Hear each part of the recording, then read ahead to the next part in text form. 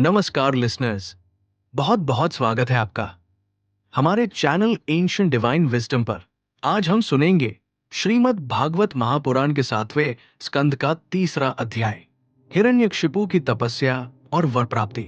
धीरे धीरे समय का पहिया घूमता है और एक दिन असुरराज हिरण्यकशिपु के मन में एक विचार जागा। मैं अजय बन जाऊं, अजर अमर हो जाऊं, इस संसार का एकछत्र सम्राट बनूं, जिससे कोई मेरे सामने खड़ा तक न हो सके। ऐसा सोचकर वो मंदराचल पर्वत की एक गहरी घाटी में चला गया। वहां उसने एक पैर पर खड़े होकर दोनों हाथ आकाश की ओर उठाए, भीषण तपस्या आरंभ की। दिन बीतते गए, वर्ष बीतते गए। धीरे धीरे उसके शरीर से अग्नि जैसी तप की लपटें उठने लगी। वो तप की आग ब्रह्मांड में फैल गई। नदियां खौल उठीं, समुद्र उबलने लगे, पृथ्वी डगमगाने लगी और देवता तक भय से कांप उठे। देवगण व्याकुल होकर ब्रह्मलोक पहुंचे और बोले, हे ब्रह्मदेव, हम हिरण्यकशिपु की तपस्या से जल रहे हैं, अब हमें बचाइए। ब्रह्मा जी मुस्कुराए, बोले, ठीक है, अब समय आ गया है इस असुर के तप का परिणाम देखने का। वे भृगु और दक्ष आदि प्रजापतियों के साथ उस घाटी में पहुंचे, पर वहां तो हिरण्यकशिपु का शरीर दिखाई नहीं देता था। वो दीमक की मिट्टी, घास और बांसों से ढक गया था। चींटियां उसकी त्वचा, मांस, यहां तक कि रक्त तक खा चुकी थी।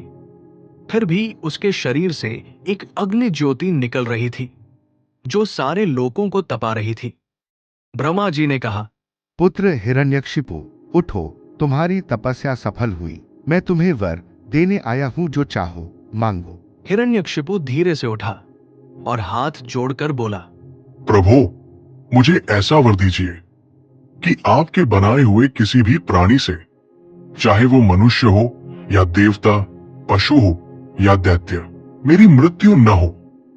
ना दिन में, ना रात में, ना पृथ्वी पर, ना आकाश में, किसी अस्त्र शस्त्र से नहीं, किसी जीव से नहीं, और कोई मुझसे युद्ध में सामना न कर सके। मुझे सारे लोगों का एक छत्र सम्राट बना दीजिए। ब्रह्मा जी मुस्कुराए, वत्स, जो वर तुम मांग रहे हो वे अत्यंत दुर्लभ हैं, फिर भी मैं तुम्हें ये वरदान देता हूँ। और ब्रह्मा जी ने अपने कमंडलू का जल उस पर छिड़क दिया। क्षण भर में हिरण्यकशिपु का शरीर स्वर्ण के समान चमक उठा। वो हृष्ट-पुष्ट हो उठा, नवयुवक बन गया।